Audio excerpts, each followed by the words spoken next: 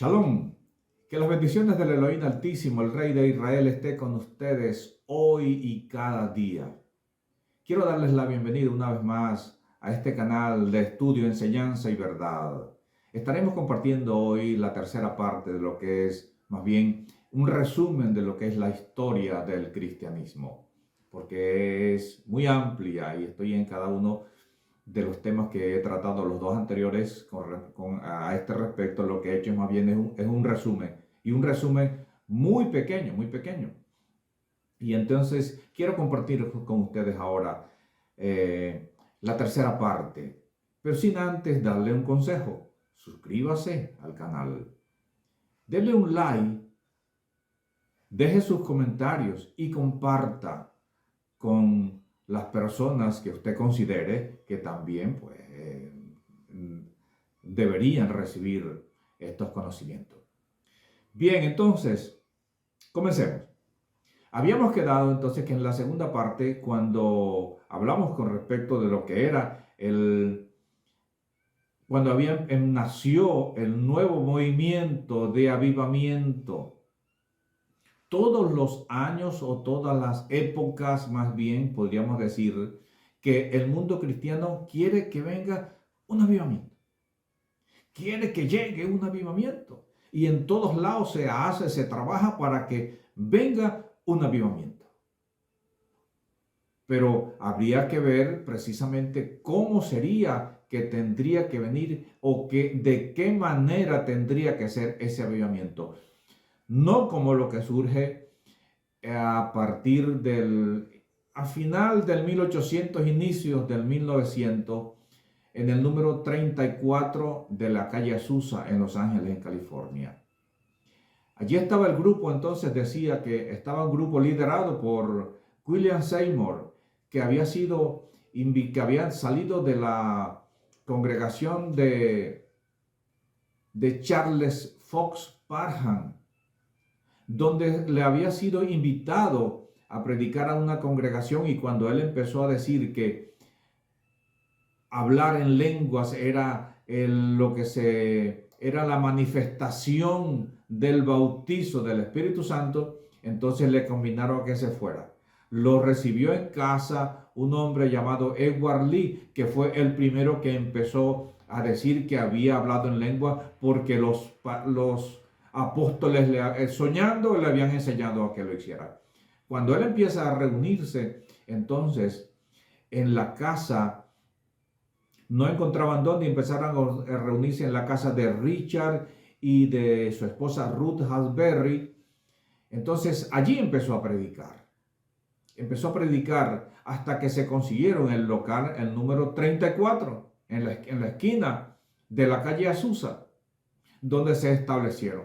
Y los mensajes o las predicaciones que hacía William Seymour estaban basados sobre todo en el capítulo 2 del verso 4 del libro de los Hechos.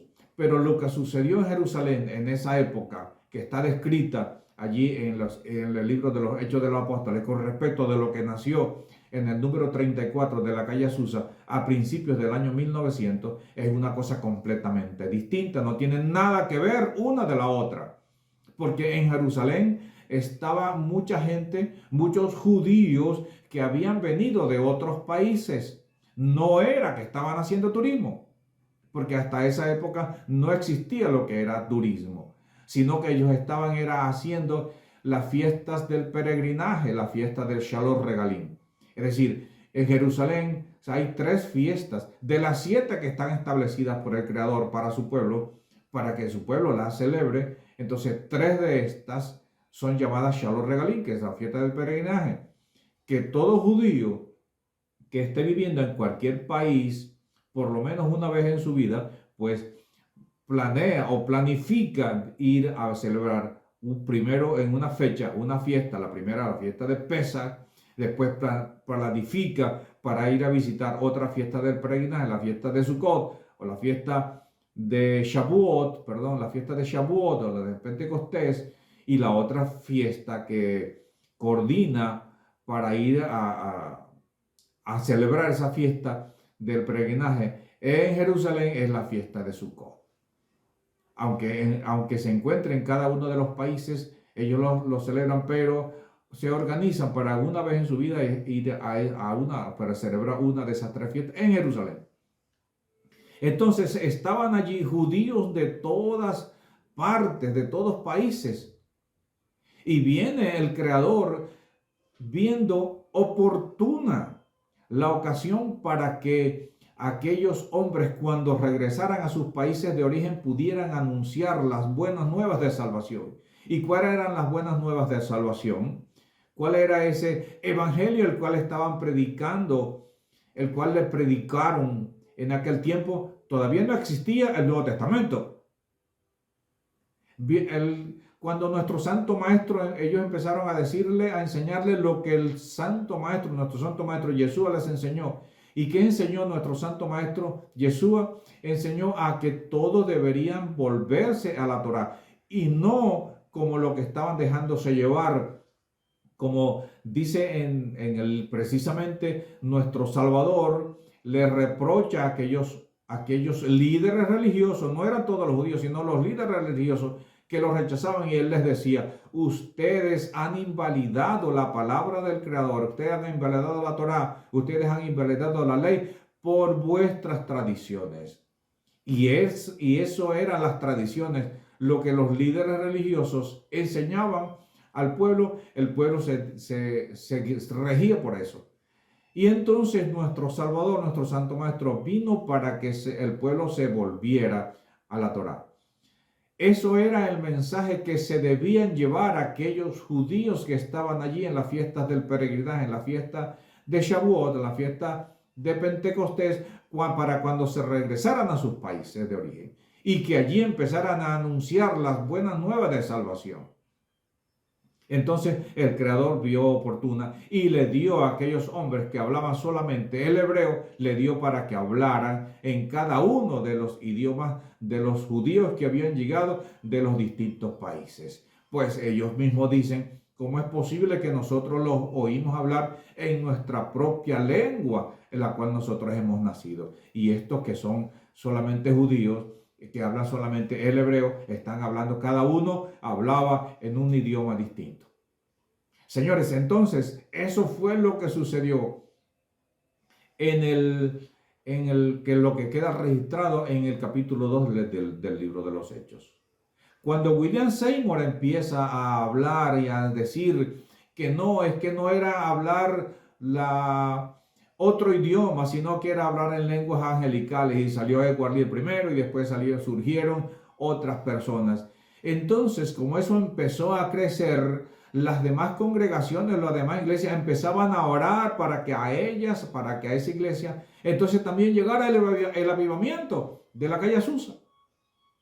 Y empezaban entonces también ellos a decir que estaban recibiendo el bautizo del Espíritu Santo, y la manifestación de que habían recibido el bautizo del Espíritu Santo era precisamente que hablaran en lenguas. Y que era lo que decía, pues ya usted, si quiere oír qué es lo que están diciendo, vaya al estudio número 2.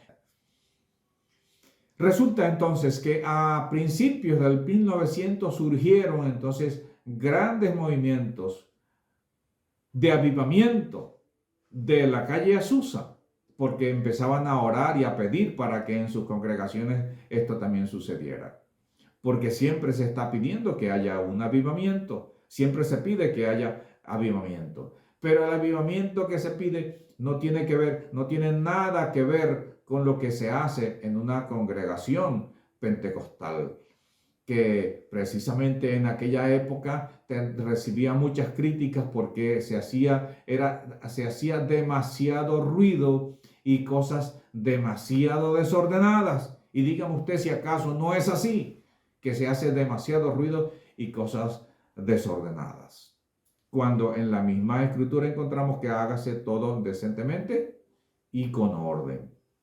Bien, entonces empezó a crecer. Entonces los líderes religiosos que estaban allí surgiendo, ellos empezaron a planificar o a organizar algo para ver cómo llevaban ese nuevo avivamiento hasta América. Se reúnen entonces en el 1916, se reúnen en la ciudad de Panamá. Y ahí empiezan a celebrar el Congreso, el primer Congreso americano en la ciudad de Panamá, el primer Congreso evangélico en la ciudad de Panamá. Porque en 1910 se había realizado uno en Edimburgo, pero aquí en Europa, pero no se tomó en cuenta América porque la América, según ellos, era católica y no se tomaron en cuenta. Entonces, cuando se reúnen en el Congreso Cristiano Evangélico de Panamá, allí empezaron a surgir entonces la forma de organizar, la forma de evangelizar y por supuesto también de llevar el nuevo avivamiento que surgió, el nuevo avivamiento pentecostal que surgió precisamente en la calle Azusa. Repito que no tiene nada que ver lo que sucedió a partir de 1906 en el número 34, en la esquina número 34 de la calle Azusa en Los Ángeles, California, con respecto de lo que sucedió allá en Jerusalén en el tiempo de los apóstoles. Así que es que, señores, tenemos que nosotros ver y saber de dónde venimos para ver precisamente hacia dónde va. Si usted solamente cree que el movimiento pentecostal de la calle Azusa es igual a lo que se celebró a lo que sucedió lo que está en Jerusalén, lo que está descrito en el capítulo 2 del libro de los Hechos, perdóneme, pero está equivocado. Porque son cosas completamente distintas que no tienen nada que ver. Así que, entonces, le invito y le conmino que usted ponga atención, entonces, a cada uno de los estudios que estemos dando para que usted se vaya poniendo al tanto de las cosas y conozca la realidad de lo que se vive, de lo que se cree y de lo que se practica. Entonces, en América casi eso no estaba ese avivamiento de la calle Azusa no estaba tan conocido. Pero entonces surgió un descendiente de judíos. Mire cómo son las cosas. Un descendiente de judíos llamado José Joaquín Ávila Portalatín, que empezó a evangelizar en toda América. Empezó a evangelizar en toda América. Empezó a evangelizar y antes no era tan conocido, pero después que empezó a evangelizar y como en cada una de aquellas campañas cristianos evangélicas que se empezaron a hacer en las ciudades más importantes de los distintos países en América, este hombre empezó a recoger dinero, a recaudar y se hizo buen dinero. Entonces se fundó una emisora de radio en Puerto Rico. Continuó creciendo y continuaba predicando y después se fundó una cadena de televisión que se llama la CDM o la Cadena del Milagro, la CDM. Entonces empezó a trabajar todo eso José Joaquín Ávila Portalatín. Seguramente usted no lo conoce por su nombre verdadero, sino que es posible y seguro estoy de que le conoce entonces por su seudónimo, que es Gille Ávila. Gille Ávila empezó con aquel eslogan, Cristo viene. ¿Se acuerdan de que de todas las cosas siempre decía Cristo viene? Por supuesto que viene. Claro que viene. Y va a venir por su pueblo. Y él empezó entonces a revivir lo que prácticamente casi nadie sabía en América, lo que había surgido en el número 34 de la calle Azusa, en Los Ángeles, en California. Y el primero, repito, fue Edward Lee, que empezó, anda, socamanda, se la pasaba José Joaquín diciendo. Y empezó entonces ese avivamiento a surgir, el nuevo avivamiento en América. Y mire cómo ha crecido, que según los estudiosos dicen entonces, que el movimiento pentecostal que nació en la calle Azusa es el segundo después de los cristianos evangélicos, de los cristianos católicos. Son los cristianos evangélicos pentecostales. Imagínense si entonces, si no ha tenido tanta aceptación el movimiento de la calle Azusa. ¿Por qué insisto tanto en las cuestiones de la calle Azusa? Porque ese movimiento pentecostal surgió, nació en la calle Azusa y no en Jerusalén. En Jerusalén sucedió una cosa completamente distinta, que no tiene nada que ver con lo que se hace, con lo que se dice en los movimientos pentecostales. Y perdónenme a mis hermanos pentecostales que conozco muchos dentro de esa denominación. Pero la verdad hay que decirla. Nos guste o nos disguste, pero hay que decir la verdad. Y en estos tiempos difíciles que estamos pasando, pues con más razón hay que decir la verdad. Para que sea la verdad entonces la que nos haga reflexionar y la que nos haga libre. Y que termine definitivamente cortar el cordón umbilical que lo mantiene unido a Roma, que lo mantiene unido al movimiento pentecostal de la calle Azusa, al movimiento de avivamiento de la calle Azusa, y adherirse al pueblo del Creador, al pueblo del Eterno, al pueblo de Israel. Esa es la intención y ese es el propósito, darles a conocer a ustedes, y sea usted el que decida si continuar